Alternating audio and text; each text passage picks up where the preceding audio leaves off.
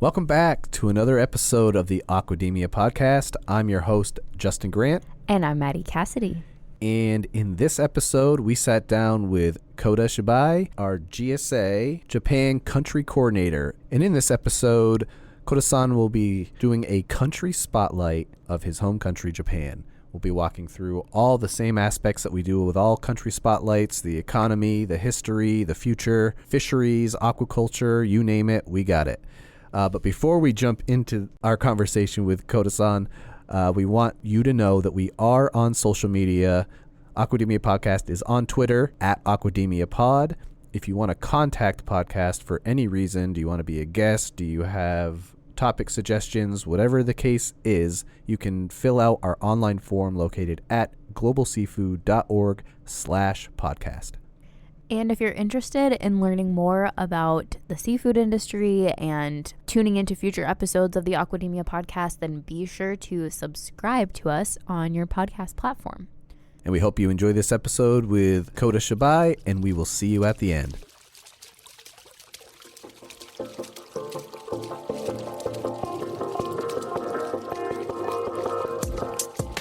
Welcome to the Aquademia podcast. Our diet is hurting the environment in myriad ways. I mean, we desperately need to eat more seafood. This is a pioneering industry with a whole lot of people who have really good ideas and a lot of experience and are unafraid. Aquademia is your go-to podcast for a fresh take on all things seafood.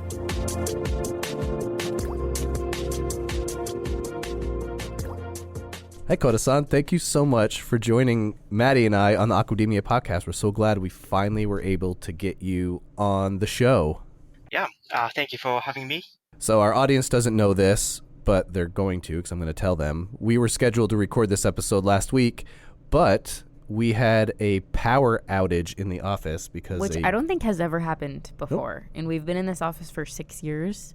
And we're in a new office, but what we don't have is a backup generator, which the surrounding offices do because you can hear them running. We all got to go home because a tractor trailer crashed into a telephone pole, and it was quite a mess. So we weren't able to record with Kota. But we're here now. It's early in the morning for us. It's late in the evening for you because you are in Japan. But I want to kick off this episode learning a little bit more about you. So could you tell us what you do for GSA and a little bit about your background and how you got to where you are now? Yeah, thank you. My name is Kota Shibai. I'm our Japan country coordinator at GSA. And my main task at GSA is to increase the number of products with BAP and BSP certified logos in the Japanese market. Talking about my background, I do not have a university degree in aquaculture, and my motivation is to improve the Japanese fisheries industry based on what I have felt and what I have been interested in. I was born as a son of a sushi chef in Japan. While still in high school, I couldn't decide where to take over my family's sushi restaurant or going to university or having other jobs. Out of pity, my father suggested that I study abroad in Fiji for 6 months as a grace period before becoming a sushi chef. Now that I think about it, I never asked him if it was a grace before becoming a sushi chef or if he wanted me to be exposed to a different set of values and culture, right? Or what his true intentions were. I ended up living in Fiji for a year and a half, including 6 months of study abroad and a year of internship at a local English language school. So during this experience, I was able to see Japan from the outside and became interested in Japan's social issues, such as like high suicide rates, urban concentration, gender equality. And one of them was the issue of fishery resource. And I wondered if the problem is so clear because Japan overcatched a fish, and then if we solve it, the Japanese fishing industry would be so much better, and why don't we do it? So I thought I could see like this change for better in my lifetime, and I wanted to work on solving this problem. So before returning to Japan from Fiji, I contacted Blue, which is a sustainable seafood restaurant in Tokyo. It was the first restaurant in Asia to focus on sustainable seafood and handling only certified seafood and engaging consumers to help improve the, the fishing industry by eating it. I believed that by involving consumers, we could change the production site with their consumption behavior. And from the restaurant Blue, I was introduced to Seafood Legacy, which is a sustainable seafood consulting company in Tokyo. And I sympathized with a theory of change of the Seafood Legacy, in which the 3 gears of government, business, and consumers should work together to transform society. Uh, for example, like government regulatory reform requires the creation of a runway to facilitate reform on the business side. And as regulatory reform progress, business will take another step forward, and it will be the consumer who will inspire or follow. So around 2018, the GAA at that time asked Seafood Legacy to perform BAP related work, and I was in charge of BAP certification work at Seafood Legacy at that time. I have since joined the GAA staff, and have been encouraging companies to adopt the certification. So that's the my background and story. I've been working for GSA. It's really cool to hear how you moved so seamlessly from the restaurant space in food service, and now you're more in the NGO side of things. And it's really cool that your dad is a sushi chef, and it's like in your blood to be in the seafood industry. Yeah, that's right. My favorite dish. I'm supposed to say like sushi, but at the like young ages, I didn't like sushi because at my home, there are like too much sushi, and I think like Right. sushi is not for like young kids. It's like too simple and tastes like more for adult, I think. That makes sense. That's really funny. I'm also surprised you were originally planning on spending 6 months in Fiji. You obviously spent over a year and a half. I'm surprised that you actually came back, because the pictures I've seen of Fiji, I probably would not have left. All right, we're going to jump in to the seafood industry, specifically within Japan. I do think there's a lot of, I wouldn't even say misconceptions, but I think from an American point of view, right, like in how Japan is perceived, I view it as just heavy in seafood. Like seafood is everywhere, and so we're going to navigate through a bunch of questions, and we're going to see if that perception is accurate. But so really the first question that we're going to dive into is just give us a general overview of the seafood industry in Japan. Talk about some historical developments and what its current state is. Yep, I'll do my best. And talking about current state as a market, Japan is the third largest importing seafood market after the EU and US. For half of our consumption in Japan, we depend on imported products. Japan imports approximately 2 million tons of seafood products annually, and imported products are mainly sold through supermarkets and major restaurants, while domestic products are more likely to go to local fish market or traditional seafood restaurants. And the number one import into Japan is salmon. Number two is tuna and skipjack. Three is shrimp, and four is squid.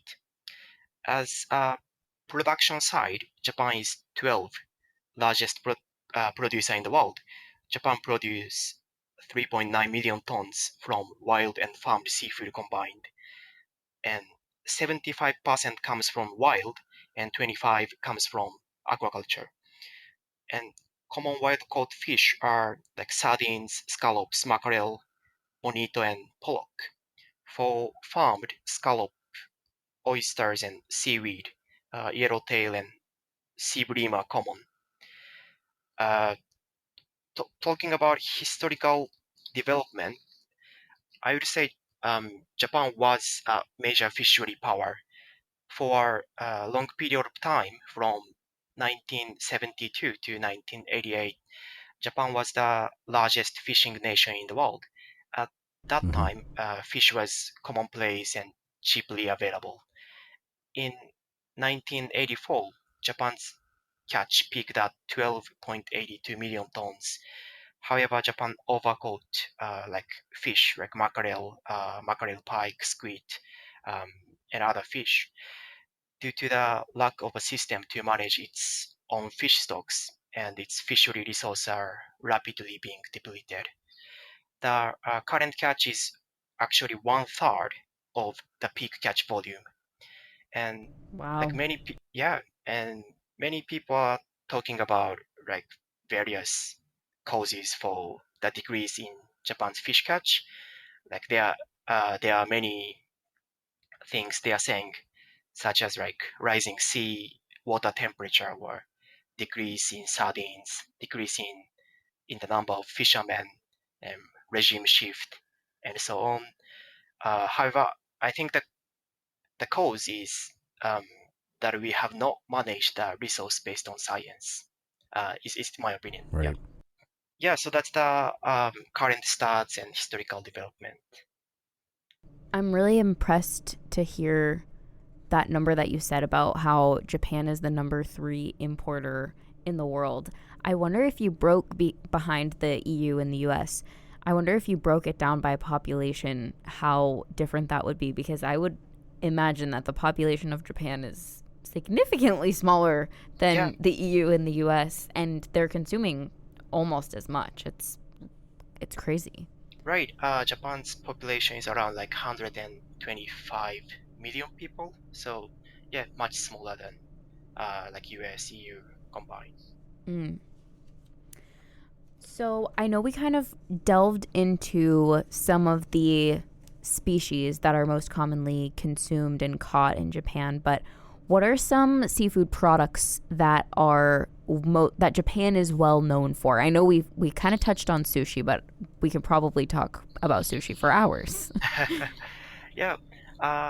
For the domestic consumption, salmon and tuna and yellowtail, shrimp, squid, mackerel, pike, horse mackerel are consumed in that order. And like around Japan Sea, there are like 3,700 species. So, not only like these species, but for exporting like scallops and cultured pearls, yellowtail, sea cucumber are the most common in that order. And so there are not only like these fish species, but others. So there are like farmed tuna, tiger pufferfish, eel, and grouper flounder, salmon, and many others. I haven't had eel yet, but I'm really excited to try it because I heard it's, well, not only is it popular in Japan, but I heard, I'm assuming, Kota-san, you've had the eel before. Is it as tasty as people say? Yeah, yeah, it's yeah, I think it's good taste, but they use a like very like rich taste sauce, so you can feel the taste of fish, but you more feel the like taste of sauce. So maybe it could be like different like white fish as well, but maybe that I think like eel has like very like rich nutrition, so that is like other reasons like people prefer to eat in Japan. Yeah, I had a layover at the airport in Tokyo, and the layover I think was like 6+ hours, and my wife, being the amazing traveler that she is, she's like, hey, well, we have this really long layover, let's see if we can get out and see some of the city. We didn't actually go into Tokyo, went to a surrounding town, but Just this is how amazing Japan is and why I really want to go back. There was a free service where we met a really nice older gentleman who was our tour guide. He got us on the train. We left the airport and we walked around. Oh my God, what was the name of the town? I don't want to butcher it on the podcast, but it was just such a clean city. The people were so nice.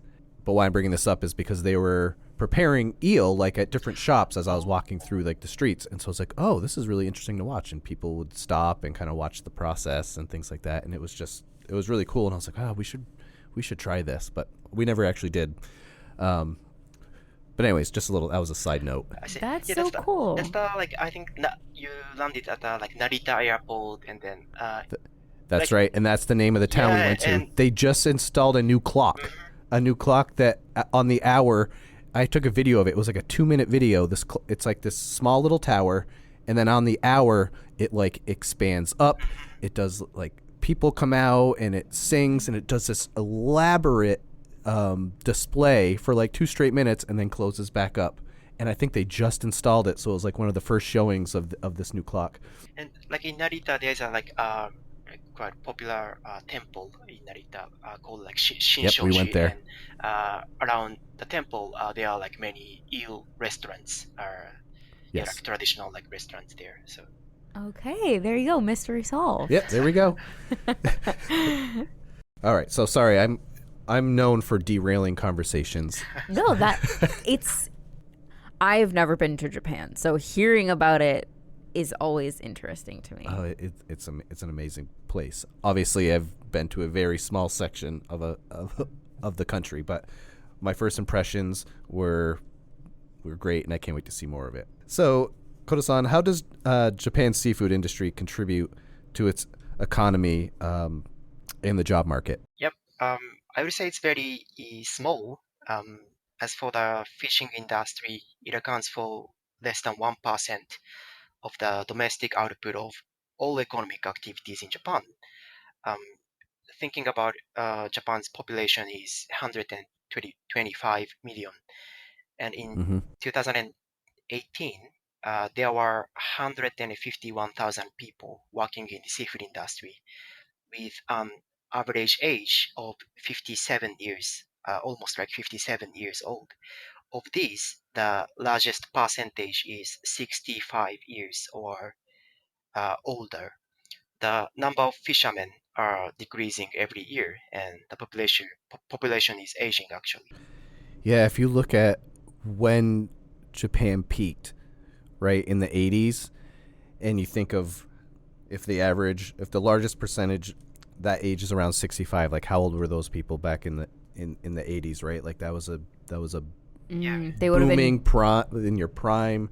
The seafood industry, fishery industry was booming. There was a lot of people working there, and then I wouldn't really necessarily call it a dilemma, but it's something that you have to consider is, okay, if we want to manage our fisheries a little bit more appropriately so we don't overfish and get some of these fish species back prospering in the surrounding oceans, then we need people to go out there and catch them. So that's going to be targeting this younger generation, and I wonder, like, are they available? Do they want to get in that industry? I just look at the United States and some of that like hard manual labor type of work, whether it's like a trade, certain things that just younger people aren't really into doing as much. Are you seeing any younger people hesitant to get into the seafood space in Japan, or do you think that there's a chance that maybe it can get back to its glory days back in the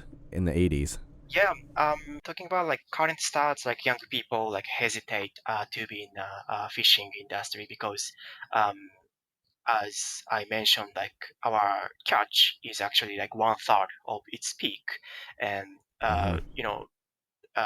wages are not good, and then like fishermen, it's a hard job, working in like tough conditions, and Right. yeah, so I haven't like experienced like when Japanese fishing industry is like growing and like populations are like growing, but like I'm experiencing only like those are like shrinking. So I kind of like envy of like those times. But yeah, I think there's a great movement going on. For example, like in 2018, for the first time in nearly 70 years, a fishery law was significantly reformed. When the previous law was created in 1948, it was post-war, and the law was aimed at like catching a lot of fish in order to secure food to provide proteins like source anyway. And with the 2018 revision, management will be based on scientific evidence, and the like tax system will be applied to more fish species. And uh, talking about like Japan's ocean has like much possibilities because Japan's ocean is the sixth largest in the world, while 62nd in the world in terms of land area. And one of the world's three best fishing ground is actually located in Japan, which is in Miyagi Prefecture, off the coast of Mount Kinka, and others are off the coast of like Norway and like Grand Bank of the island of Newfoundland, Canada. So if we manage like Japan's ocean properly, more people, like young people, would be interested in fisherman or seafood industry in Japan. Oh, one more thing about like Japan's ocean, like around Japan, uh, warm and cold current hit each other around Japan, so it creates plankton blooms that supports more than 3,700 species of fish around Japan. So we have great resource around Japan. So the point is if we manage or we do not manage. Right. You have the like the right conditions, Yeah, or almost the ideal conditions where, yeah. if managed appropriately, fish species not only will recuperate themselves probably rather quickly, but, and you noticed this, I think, early on in your career, right, is there was an issue. Japan is starting to address it and make necessary procedures and around managing the fisheries specifically so that there'll be fish to fish in the future. Yeah, that's right. And like if the like condition of Japanese seafood industry is like good and we manage resource properly, our like generation uh, would like to like inherit our business to like next generation. Um, Now, my father don't want me to be a sushi chef because it doesn't make like good income, and then like resources not good conditions. But yeah, So you said you didn't like sushi as a young child, but do you like sushi now? yeah, very, very much.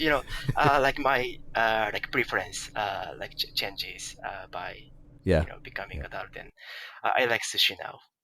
So when we do country spotlight episodes like this, one topic that we know that we love covering is the topic of importing and exporting. So could you share with our audience what are the key factors driving imports and exports in Japan, in the seafood industry in Japan? And do you see any, at the moment, trends or shifts in the patterns with imports and exports? Yep. Um, about importing, until 1960, people in Japan ate more popular fish such as mackerel, sardine, horse mackerel, and mackerel pike than we do today. As income increased, people began to eat more like middle to high-end fish such as shrimp, salmon, crab, and tuna. And due in part to 200-mile exclusive economic zone, domestic production alone was not sufficient to meet the demand, so imports to Japan became a major source.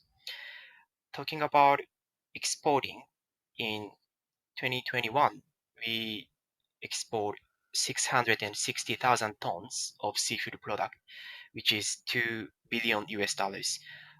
And one of the major factors behind the growth of seafood product exports from Japan is the increase in the number of Japanese restaurants around the world. So the number of Japanese restaurants in the world is increasing year by year, with approximately 159,000 in 2021 and 187,000 in 2023.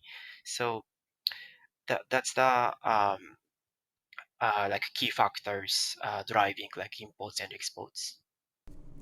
So, can you talk a little bit about cultural or traditional aspects of Japan's seafood consumption and production that influence the trade dynamics? Yeah, as I mentioned earlier, we still eat a certain amount of fish, but the amount of fish we eat itself is decreasing, and negative factors including like high price, which is higher than meat, and the fact that it's difficult and troublesome to cook. And factors that contribute to people eating fish include like health consciousness and the desire to eat like fresh and high quality fish, and a sense of the seasons is the like key factors. It's interesting hearing you mention that people struggle with cooking seafood at home. It's troublesome to cook, and Yeah. it's just so interesting hearing that, because that's a problem everywhere, it seems. And we definitely encounter that in the US, and when we've heard from listeners, that's what we hear a lot, and on social media as well. And we actually just did an episode covering this topic, like fears of cooking seafood at home, because it's such a pervasive issue, even in Japan, where I think of everyone is eating seafood basically for every meal. Well, I think that talks to the changing times, right? Like a lot of it comes down to what you're taught. In the United States, we just don't eat enough seafood. Like those statistics are out there. And so my parents didn't really teach me how to cook fish.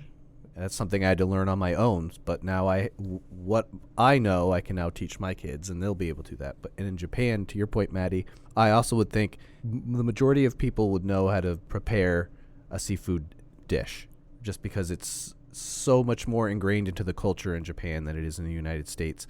But times are changing. I don't know if you've mentioned this yet, Kota, but the amount of beef that's being consumed in Japan has drastically increased, right? So Yep. Yeah. Right. Uh, like uh, like my parents, they used to cut like whole fish at home. Like mhm. their like generation, but my generation or like more younger people, we don't cook fish at home. And then it's a joking, but like children in Japan now believes like fish are swimming in the form of like fillet in the ocean. So they don't know. Yeah, so they don't know like how like like how like fish are like processed, and like how whole fish looks Right. like. It's almost Mhm. joking, but yeah. That's so interesting. And just in your point, that's true that people in Japan consume more meat than fish in 2024. Mhm. Yep. So, kind of pivoting to talk about the production side of the seafood industry, what do you see as the role of innovation and technology in Japan's seafood industry, particularly with aquaculture, processing, things like that? Yes. You know, there's a like aging uh like population, and fewer workers, and labor savings through the use of technology is essential in Japan. So I see there are many like activities going on. Example like aquaculture, quickly obtained red tide information and environmental data and other information through smartphone, and promptly implement like red tide protection measures, realization of efficient and stable aquaculture through ICT for data such as growth data of farmed fish and feeding amounts, feeding costs, and so on. And other features include like automatic tail count system and automatic feeding systems and net cleaning robots and observation like buoys, or those are implemented.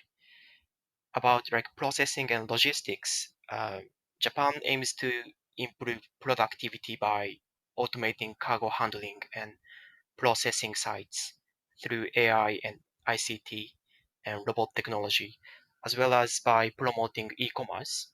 So there's a like robotic scallop, like mid-gut removal and grading Hmm. by like AI analysis, or those are implemented. I think this is part of the industry that, well, we've seen a lot of innovations with how technology can be used both in the fisheries and in the aquaculture sectors. And I'm going to backtrack to one of my previous comments about how do we get like the younger generation into the seafood industry, and it's with technology. Really, I do think, assuming that the technology can keep up with the times and maybe reduce some of that manual labor that people are more against, that we might be able to see an increase in success in Japan and in other places around the world. So we're getting close to the end here, but I do have another question I'd like to ask you. Yeah. About success stories. Could you possibly share some success stories or notable initiatives within Japan's seafood industry that demonstrate innovation, sustainability, or market competitiveness? Yep. Let me introduce a like case study of scallops in Hokkaido Prefecture in Japan. Uh, a few decades ago, like scallops, like many others, were nearly depleted due to overfishing. Now, the annual catch is stable at around 400,000 to 500,000 metric tons per year. What made it different from other fisheries was that a functioning resource management system was now in place. Scallop farmers also earn a good income. In Hokkaido, it takes 4 years to harvest scallops, and the sea area is divided into four, A, B, C, and D, and each of which is harvested every year. And after harvesting, the baby scallop, are scattered Mm-hmm. again and wait to be harvested. It is simple, but it would be good if this logic could be implemented for other fish species as well. So because like this, like Hokkaido scallop are doing like this simple logic properly, they are making good income and managing their resource very well. And another example is about Ainan town in Ehime Prefecture. Ainan town in Ehime Prefecture is one of the most advanced producing area in Japan. The fishery industry is facing a difficult business environment due to an like aging workforce, chronic shortage of laborers, and soaring and persistently like high feed cost, which accounts for a large portion of production costs. The Ainan Fishery Union is in Ehime Prefecture is working to develop the aquaculture industry into a sustainable industry for the coming age through various initiatives specializing in like farm receive bream. The Ainan Fishery Union is working to reduce food loss at the processing stage and activities to reduce environmental impact at the production stage.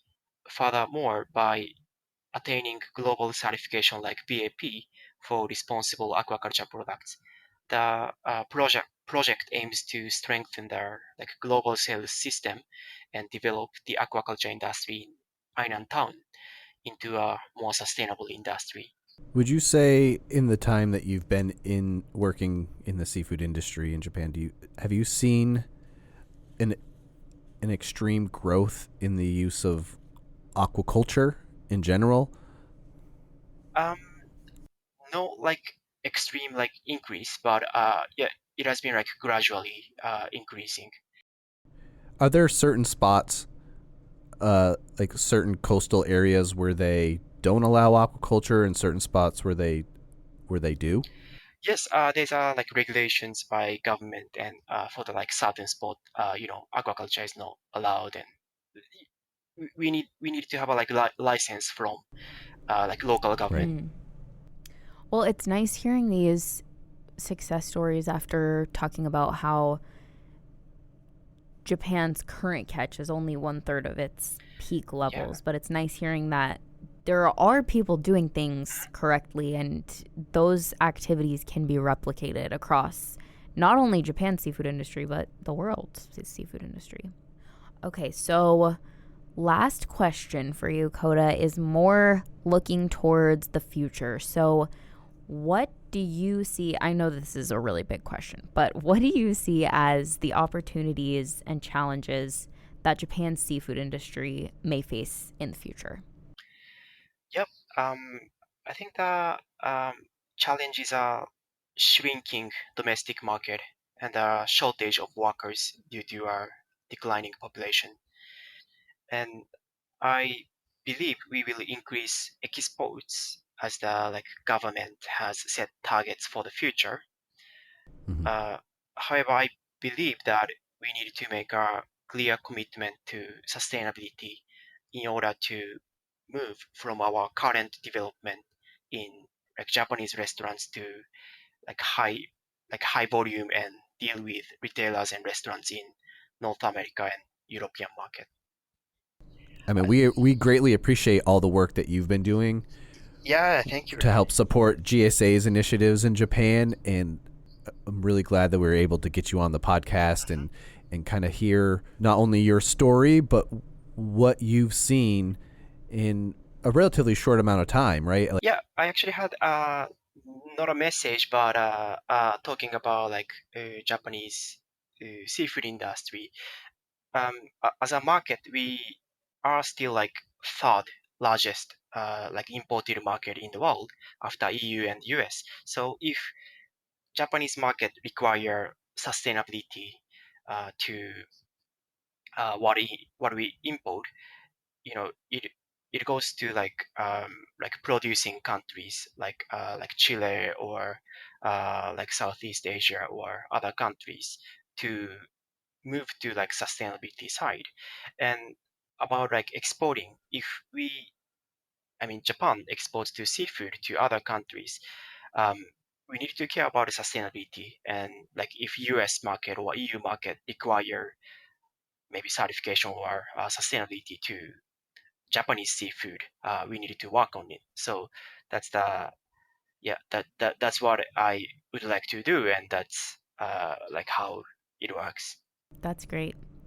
We were inspired to do this episode because Kota-san was able to come to our office in Right. New Hampshire. I guess it was 2 months ago at this point.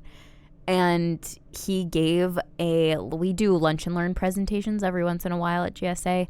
And Kota, when he was here during the 2 days he was at the office, one of the days he did a lunch and learn for all of the staff here about the Japanese seafood industry. And it was phenomenal. And I'm so glad that we were able to kind of recreate what you shared with the internal staff with all of our listeners to the podcast. Yeah, I second that. There was a lot of statistics that you shared through visuals during that lunch and learn, and I think it caught a lot of us. It didn't line up to what we assumed was happening in Japan, and I think that's why I was like, okay, we need to get Kota-san on the podcast to talk about some of these statistics and trends, looking back at historical data and where Japan stands now and looking at the future. So there was a lot of good content in this episode, and I hope that our listeners got as much out of it as you and I did. Yeah, so there's as I mentioned, good activities towards future, like regulatory reform, and then business are setting their targets of sustainability, and then consumer awareness still low, but gradually you know uh, like recognizing sustainability and certification, those stuffs. So things are probably slow, but surely moving. So hope in the future, I would like to see Japan as a great fishery country again. Right.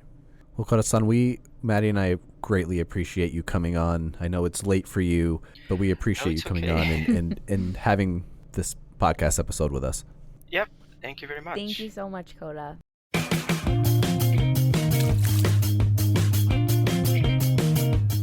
Folks, that was our conversation with Kota Shibai. I hope you learned something. I know Maddie and I sure did. We are on Twitter. Follow us at Aquademia Pod. If you want to contact us for any reason, you can do so with our online form located at globalseafood.org/podcast. And if you liked this episode and you want to hear future episodes and have them automatically downloaded to your device, then give us a subscribe on whichever podcast platform you're listening to us on. Thanks again for being an active listener for our show, the Aquademia Podcast. We will catch you on our next episode. Ciao. Bye. Got ya.